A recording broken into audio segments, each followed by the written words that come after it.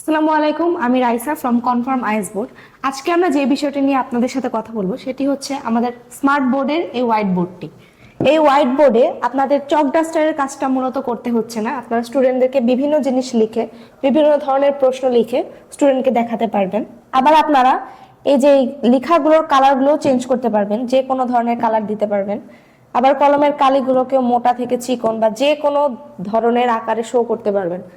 আবার যদি চান বিভিন্ন জিনিস আপনারা গুগল থেকে চিত্র আকারে এখানে শো করবেন, সেক্ষেত্রে আপনারা যে বিষয়বস্তুটি নিয়ে কথা বলতে চাচ্ছেন সেটি বোর্ডে ফার্স্টে লিখতে হবে।